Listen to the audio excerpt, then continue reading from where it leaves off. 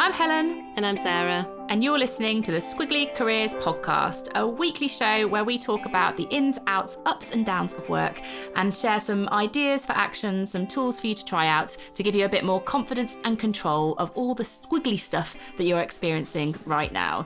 And if this is the first time that you've listened to the podcast, we've also got loads of extra resources to support you and your squiggly career. So we have pod sheets, which are summaries of every episode with lots of the key takeaways for you all in one place. We've also got lots of free career resources on our website, amazingif.com. Head to the toolkit and there's loads of stuff that you can use on your own. If you mentor people, it might help you with that, and you can also use it in team meetings. So lots of stuff to support you. And this week we're talking about how to stay confident during a job search. So not the ins and outs of job searching itself, more the relentless nature at times of actually searching for a new role, where I think often the initial excitement that comes from exploring something new can wear off pretty quickly. And we were talking about why you need to stay confident and why sometimes you need to boost your belief. And I was reflecting that when you are looking for something new, suddenly you have a load more rejection than I think you're used to in your job. And you're putting in a lot of effort, sometimes feeling like you're getting very little reward from that effort. So that sort of equation of like what I put in versus what I get back can often feel quite unequal and really draining, because if you are doing this well, you're applying for a job, you probably care about that role, you've thought about it, you almost have to do a bit of that imagining yourself in that role. What would I bring? Could I get excited about that organisation or that position? So you've started to invest in it, and then, if you don't hear anything back, which I always think is unacceptable, but does happen quite a lot, so you get completely ghosted. You just it feels like all of that effort disappears into the ether, literally get nothing back. I also think it can feel quite lonely. So I was reflecting back on every time I've been in this situation, maybe trying to move companies or into something very new. It's one of those tasks where you can't share it with anyone else. So your squiggly career is yours, and we do need to get the right people around us. But it's one of those moments where I sort of feel like it's really all on you. You're the one doing the searching. You're the one doing the applying. You can't be sit next to your job search buddy and both be applying for the same job, because that'd be quite weird. It's one of those moments where it can quite quickly feel quite tough and disheartening. So we don't like to shy away from a difficult topic. We thought we'd talk about this today. Hopefully that doesn't sound too bleak. It does. I think it does feel quite bleak for people a lot of the time. So that probably is the context. Just thinking about it, I feel like there's some parallels with online dating, which somebody very close to me is doing quite a lot of right now. And all those feelings of like, you're investing in quite a lot, but then it doesn't go right. And it's like is this the one? Oh no, they've not replied to me. Is this the one? Oh no, they've ghosted me and not got back to me. And that sort of disillusionment and the draining and, oh God, when will this all be over? I actually think the risk with it is, and this probably with relationships too, people might settle on the wrong solution, because they're just like exhausted by the process. They're like, well, I'll just give anything a go. And that probably isn't going to work out brilliantly, but it's really understandable given how hard it can feel to just go round and round this situation where you're just looking for a role and you want to work and you want to do a good job, and it's like, well, how do I get it? I think we recognise that you're probably going to be in one of two different situations if this is you at the moment. And I do think they have slightly different implications, which we'll try and cover as we go through. One might be you're not working right now. So maybe you've been made redundant. Maybe you've chosen to leave and you've got a finite amount of time before you need to work again. Your days are dominated by the job search process. So that might be your scenario, your kind of situation at the moment. Or you've got a very busy day job, because whose day job isn't busy? And you're trying to do this on top of that. I actually think you're sort of, the mindset that you're in is quite different in those two things, and your challenges are sometimes quite different. I think they can be equally hard, and you can always have all of the emotions and the feelings that we've described in terms of the excitement wears off, it's a lot of effort, it can feel quite lonely, but probably some of the impetus and some of the what you might do differently will vary depending on whether you're sort of scenario one, which is you're not working and you're sort of wanting to get back into work, or you are working but you want to do a different kind of work. So we've got 5 ideas for action, which we hope will help you if you're in either of those situations that Sarah talked about, just to feel a bit more positive and in control of the actions that you're taking. So the first idea for action is about your career comfort blanket. And I like this one. I like this one too. Sarah and I were like, okay, if this was us right now, like, what would we do? And we were like, we would go to the people who believed in us, who supported us, who'd seen us at our best. We would go and have a conversation with those people, because they would sort of remind us of what we can do, and they would give us the energy to not get stuck in a situation, but to do something different. So the question for you to think about here, maybe we'll give you some of our people if it helps you to sort of unlock your thinking about who they could be for you. But the question is, who are your top 3 career comfort blankets? And to prompt that, this is people that after you spend time with them, you always feel better about yourself. So Sarah, who would that be for you? So I was thinking about these 3, and actually in some ways it can be surprising. Actually, it's not always the most obvious people who I think are the answer to this question. I've got 3. One is a guy called Tom, who I've worked with in the past, who actually I don't see or speak to that frequently anymore. He moved away to a different part of the country. We don't sort of catch up particularly regularly. I feel like Tom is sort of, when he needs to be, a bit of a cheerleader for me. He just almost like starts every conversation with like, "You're so ace," and I'm like, "Oh, okay, great, thanks." Thanks, Tom. It's funny, he definitely sprang to mind, even though I wouldn't like message him that frequently or anything. One previous boss called Sarah, who I have stayed in touch with, over the years, and does know me very well, has seen me at my best very directly. And actually one of my friends, Claire's somebody who I've done some volunteering with. And the reason actually she sprung to mind was I was thinking, when I was searching for a job when I was on maternity leave, it was quite a hard time to search for a job. Quite soon after I'd sort of started maternity leave, I was exploring what I wanted to do next. I really remember Claire being that career comfort blanket at that time. Probably a bit in my life as well as kind of work life, so just general life. But she just naturally has a very supportive, empathetic and understanding style. It's just her style. I think it's her way of being makes her this kind of career comfort blanket where you just feel better. You just know that if you message her, you're just going to be like, even like a WhatsApp message from her, you just sort of feel that bit better than you did before. Oh, it's so nice to think about them. When I was trying to think about sort of my people, I ended up thinking about, not intentionally, but I was kind of like a manager that I'd worked for. So I was like, okay, so one of my career comfort blankets is someone that I've worked for. And then I was thinking about another one, and it was someone who had worked for me.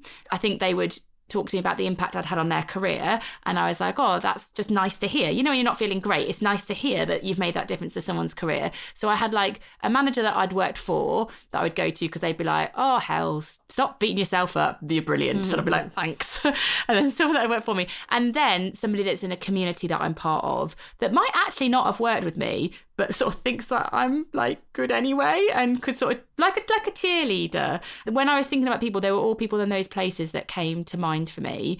It's spending time with these people. It's knowing who your career comfort blanket people are. And then if you're in this situation of like you're in a job search and it's feeling pretty tricky, just go spend some time with these people. And that could be virtual or in person, but that conversation's probably going to be a bit of a boost. So idea for action number 2, we're calling same work, different place. And so the idea here is that sometimes when you're spending a lot of time job searching, if you're always doing that kind of in the same way, in the same place, that's when it can start to feel really monotonous and you can lose your energy for it. So our question here was, where could you spend time searching for roles that you would look forward to? This is where I think it might be slightly different depending on the situation you find yourself in. So for example, if you're spending the majority of your week searching for roles, so that's how you're spending most of your time, you're not working, you might want to mix it up. You might think, well, Monday I'll do that at home because I'll ease myself into the week. This is basically what I would do. And then Tuesday I might think, okay, well, perhaps I'll be at home for half the day, but I'm going to walk to a coffee shop that I really like, treat myself to a nice coffee and do a bit of job searching in that coffee shop. Maybe Wednesday I will literally get on a train to go to a different part of London or somewhere near I live that I know I can go and work. So some sort of co-working space, or there's quite a lot of places now where, and you and I have both used this, where you can spend about like £10 and you can work there. So they're often like hotel, co-working, coffee shoppy type places. They have that intention of like you're very welcome to work here, but you sort of pay for a day pass, and they're often quite affordable and accessible, particularly if you're not doing it every day, because I wouldn't do that every day. I'd probably do that like once a week and being like, oh, that day I'm going to go and do that. And then this day, maybe I'm going to go and work in a library, surround myself with books. I think kind of mixing it up and having that variety means you don't sort of get a bit stale. Like, I really wouldn't want to be sitting where I am sitting now, talking to you, applying for jobs day in, day out. And then if you're maybe in a day job and then you're trying to fit in this on top of a day job where time becomes a factor, I would almost try and treat it like well, where do you go to do that job searching? So the best example I could think of this for me was when I was at Barclays. I didn't want to stay sitting in Barclays then applying for other jobs in other companies, because obviously, that just felt inappropriate. Yeah. There are lots of us have done it. Hands up. I would have just felt a bit uncomfortable doing it. But also, if I go home, I'm like, oh yeah, but when I go home, I'm sort of at home, and actually Netflix probably didn't exist at that time, but like I want to watch whatever the equivalent of that is. Because I really remember that being a hard process, like moving from Barclays to then where I went. That took ages. I got loads of rejections. There was all these amazing jobs that no one ever applied. And I was like, oh, actually talking about the library, I really remember applying for a job at the British Library and thinking, dream job. Yeah, you'd have had that. And I put so much effort into it, and like literally nothing. Like no reply, and just like, no. They're probably sitting in the British Library applying for a job at the British Library and them not even replying. And so what I found was I was like, oh, a chain coffee shop. It wasn't a very inspiring place to hang out. It was sort of the days before super cool coffee shops. And I just used to go to that same chain coffee shop. I'd almost sit in like this little bit where I was like, it was in a corner, no one could see my screen. You treat yourself to like your one nice coffee or whatever you're going to have. And I'd be like, I'm going to spend 90 minutes now, and I'm just going to do either searching or applying. And I'd almost go, this is my place. This is my place where I do my job searching. Oh, and then I go home for the day. Yeah. And then when I'm home, I sort of relax. And so I do think the environment you're in, especially if this is feeling hard and you're trying to sort of re-find your mojo and motivation with this, a change of place and space can work wonders. I agree. And I think to add to the list, and maybe we'll create a list if you want some inspiration of like low cost spaces to work, whether you're looking for a role at the moment or not. I like museums because museums often have I would look at London and Oxford because that's just sort of between where I live. But, most cities have got some cool museums in them, and they tend to have good coffee shops. And I would look forward to going because I think, I'll go to the coffee shop and then maybe I'll have a little wander around. But even still, there's always good energy, good people watching. And in the week, fewer children too, which is always a bonus. Normally I'm there's like full of kids at the weekend, including mine, annoying me. But I think looking at those spaces, also there's a company called Hubble, which we use quite a lot at Amazing If, and they have access, really cost-effective access to lots of co-working spaces that Sarah mentioned. And sometimes you can even go on those co-working spaces and they'll have like a free day pass for you to try out. And so again, there's lots of low-cost ways in which you can work in different places. You just have to look it up, really. So number 3 is all about communities to connect with. And when we talk about communities, this could be networks around your industry maybe, or maybe there are some particular communities around your profession, or maybe there's events that are happening in and around sort of your current world of work. And the aim really is that by connecting with that community, you can build new relationships, you can share knowledge, you can get excited and inspired about that world of work that you've chosen to be in. Because if you've been searching for a role for a while, you might be lacking some of that inspiration. You probably had it at the start, but as it feels really hard, that can feel like it's sort of going, and you need it because when you're going through like interview processes and things, they want to see that inspiration. They want to see that you've got energy for that work that you're doing. So I think connecting with communities can help you stay connected to that inspiration. And so the question for you to ask yourself here is, what communities could you connect with and learn from? And if that feels really hard, if you're like, I don't know, that's part of the problem, I would ask some of the people that sort of work in a similar world to you, like what communities are you part of? Who do you learn with and from? I'd Google it, to be honest. I would just Google, like, I work in accounting, what accounting events are there? I've even looked, though I think it's a low hit rate in terms of success, I've used Eventbrite before and I've typed in like things that I'm interested in and I have looked for events. But on Eventbrite, you get a real mixed bag, I would say, of some really good ones and then some ones that might not be quite right.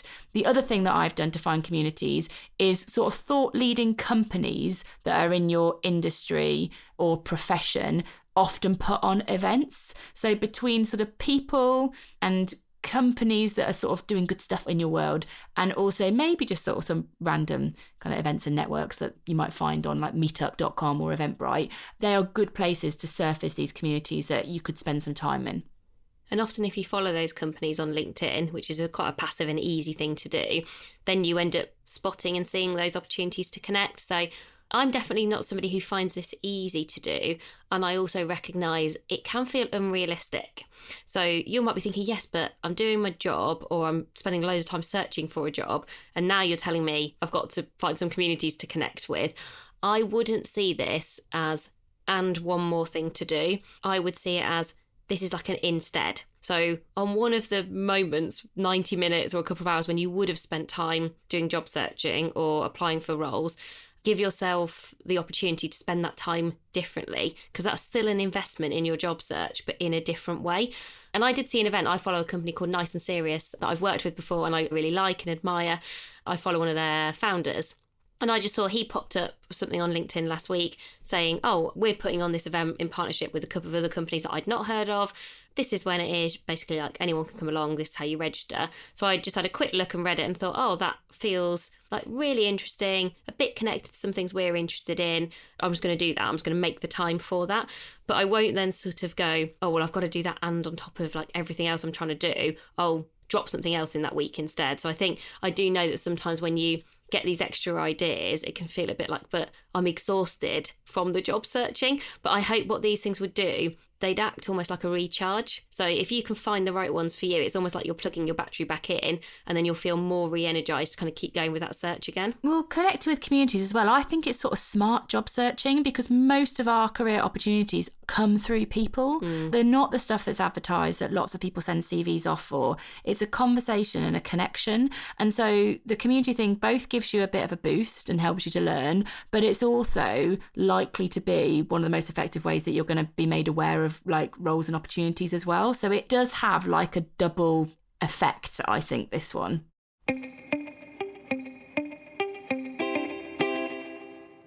So idea for action number 4, we're calling time boxing and breaking. So this is about how can you create moments to press pause and re-energise so that you don't suffer from job search burnout. And I do hear this really frequently from people who are searching for roles. They're just like, I'm not sure I can look on LinkedIn jobs anymore, or Guardian jobs, or wherever you're looking, or I'm not sure I can send, like amend my CV one more time because you're trying to make it personal and you're trying to connect it to the job description. I've done that before, and you're like doing it so much that you're like, if any of these companies actually reply, I'm going to forget which personalised CV I sent to where, because you're just trying to get it out to so many people and so many companies, and you're just like, oh God, it's just so confusing. So what we mean by time boxing and breaking is sort of setting yourself goals in terms of when you're going to be on and off. And so if you were working, and this is something that I've done loads of times every time I've been looking for a job, because I do think it can get a bit on top of you, I always think, right, I'm going to do a month on, so that I'm going to time box for this month. Yep, I'm going to search all I can. I'm going to put as much into it as I can. And then I'm going to take a month off. And I've taken a break. That's my time break. Then time box, I might do month on, month off. Or you could do something like, no, I really want to go for it for a bit. So I'm going to do 3 months, kind of quite intensive, everything I can possibly do. And then do you know what? If nothing comes from it after 3 months, I'm going to give myself at least a month off to just regroup, maybe do a bit of reconsidering, think, what have I learned? What might I do differently? But I often think by having that time boxing and breaking, sort of knowing that, it gives you momentum, but also you look forward to sort of knowing that you don't have to do it for a bit. You've sort of given yourself permission to stop for a while. Now, I think it is different if you've not got a job. Well, I need a job, so I don't have that luxury of thinking, oh, well, I'll do it for a bit and then I'll stop. So I would then apply boxing and breaking, but to my days. So, if I hadn't got a job, I'd be thinking, right, I've got about a month to get another job because otherwise I can't pay my mortgage. So I do need to spend some time every day doing that job search. But I would probably think, okay, I work quite well in about 90 minutes. After about 90 minutes, I'm never that good anyway. So I might go, right, well, I'm going to do a walk first thing in the morning. I'm just going to make sure I've got started on my job search by 10 o'clock. By 11:30, I'm going to let myself have a break for an hour and literally just do like whatever I want to do, whether it's like exercise or reading, whatever it might be. And then as long as I do another 90 minutes at some point in the afternoon, that feels like a kind of day well done. that feels like I've invested in that job search, but I have been specific about essentially 2 90-minute blocks and then putting quite a lot of breaks around those blocks. My logic being that then that 3 hours will be me at my best and very well spent. And also then I've got enough energy because I'm going to do the same thing again tomorrow. Maybe in a different place, but I'm still going to be spending 3 hours searching and applying for jobs the next day. Now, for some people, they might be able to do longer than that, or you might be able to do it differently to that. You might kind of go, I'm going to have 2 days where I'm sort of pretty much on it all the time. And then Wednesday, I'm going to take much more of a break. Or I do take Wednesdays off job searching. So I do Monday, Tuesday, Wednesday break, Thursday, Friday. You know, you design it in a way that works for you. It can feel slightly counterintuitive, can't it, to go, I'm going to take a break from something that feels really important that I'm trying to make happen. What I should do is just keep doing more of it, more searching later at night for longer.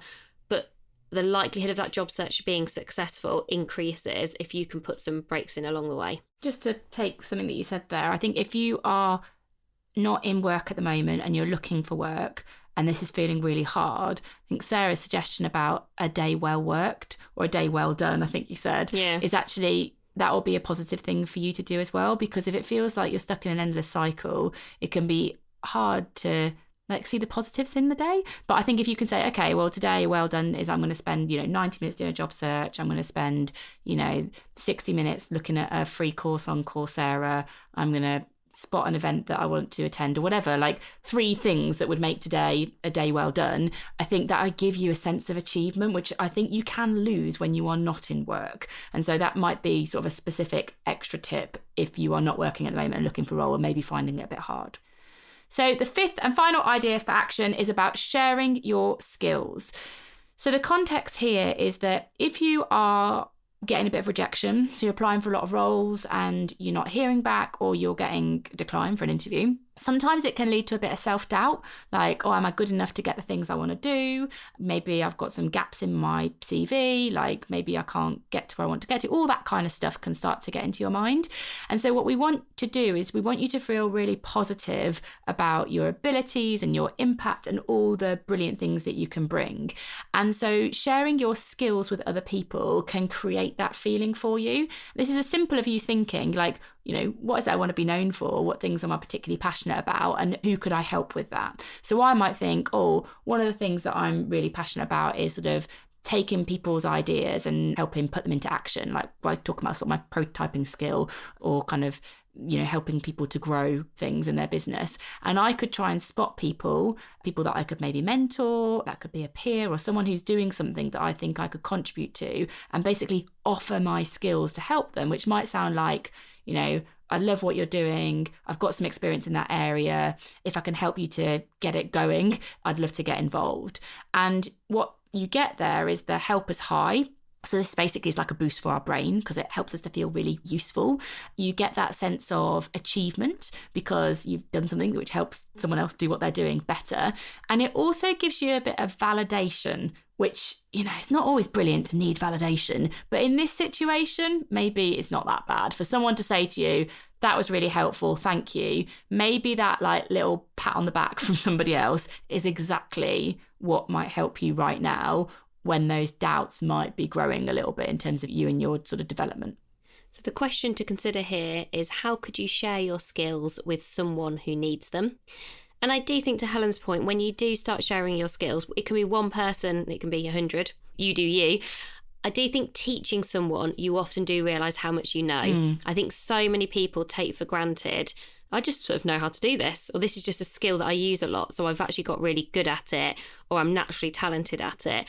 And it's only when somebody sort of goes, oh yeah, I'd like to learn about that thing, something, that expertise you've got, or that thing that you're really good at. How are you good at it? And what is it that you do? Or what advice would you give me? And if you're thinking, oh, but why should anyone listen to me? And I'm not even sure my advice is that helpful. I promise you it is better than you are giving yourself credit for. And just ask yourself that question if you're trying to increase your confidence before even having that conversation, or if you're still doubtful about whether you've got that worth, that thing to give. Just ask yourself, what advice would you give to someone trying to develop XX skill that you're good at? So I might say to then, Helen, what advice would you give to someone who is trying to get better at prototyping? And Helen could probably be like, oh, okay, well, I'll probably say do X, Y, and Z. oh, but maybe you've thought of those things already. You probably already do that. And I'd be thinking, no, probably I don't do any of those things, or I've not thought of those things. So I think don't dismiss the skills you've got because it might feel obvious to you, or you assume that everyone's better at you already at those things, because everyone brings a different perspective and everyone has got something to give. And you could literally be sharing those skills with like someone else where you work today, or doing some really informal mentoring. Just try and find a way to share, because you'll make that skill stronger. This is another one of those ideas for action where you'll get even more multiples of benefits. Not only will you feel more confident, you will make that skill stronger. And when you get in an interview and you've got a question about like helping someone else, or, talk to me about something you've done differently recently, you've got a real life example that feels very relevant and very recent. A lot of the ideas for action that we've talked about today have got high relevance and recency, which does help you when you're doing applications. So I really hope with these job search things that we've talked about, first and foremost, it will boost your belief, but also it will increase your chances of a successful job search. And just on that sharing your skills piece, it is a confident move to make, but I have seen some people that we know on LinkedIn say, whilst I'm looking for my sort of next move, I've got some time and I'd love to help anyone who needs support with XXX, basically insert skill. And that serves two purposes. So first of all, it sort of signals to other people who might not know that you're sort of in the market, but in a very positive way. Like, whilst I'm looking for roles, and people might be like, oh, I didn't know you were looking, and they might get in touch with you. But it also means that you might connect with people who are outside of your immediate community that you could help. And again, back to sort of people helping people, you kind of help those people with your skills. They work in a world that you might not be in every day. They can see opportunities that you might not be aware of. So like I say, that's quite a confident move to make, I think, to go on LinkedIn. But if you can word it in a way that works for you, like, whilst I'm looking for opportunities, really keen to share my skills. If anyone needs support with ... let me know. If you can word it in a way that feels like you, I don't think it feels like too scary a move to make, but it might be worth sort of considering if this feels like an idea for action that you would want to take forward. And you were telling me, Helen, as we were preparing for this podcast, you've had 2 people recently just reach out to you directly. Yeah. Who, again, have got a bit of time at the moment and have just obviously tried to connect the dots between a skill that they've got and thought, oh, I wonder if Helen would find this helpful. Yeah. And they've just sort of said it in you can do it in a very informal way, sort of zero pressure. You're not forcing your skills on anyone. You're just saying, I happen to have a bit of time. Like, would that be helpful, or can I be helpful in this area? And, someone might be like, oh, actually, not right now because I'm super busy, or actually that's not quite where we are. But the majority of people will be like, oh, someone's offering to help me. Brilliant. And they'll bite your hand off. Yeah, which I did.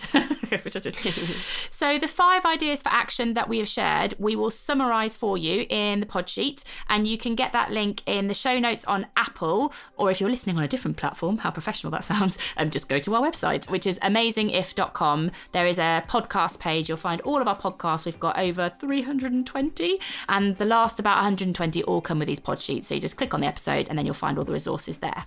Good luck if you are currently in the midst of a job search. We know it's not easy, and we know it can feel quite disheartening at times. So we do hope that this has been a source of support, maybe even being a bit of a self-belief boost in its own right, just listening to today.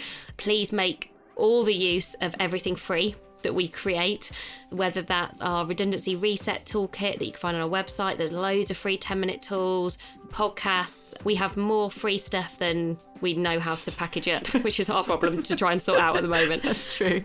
But if you are stuck, or if you do need some inspiration as well, you can always email us. We're Helen and Sarah at squigglycareers.com.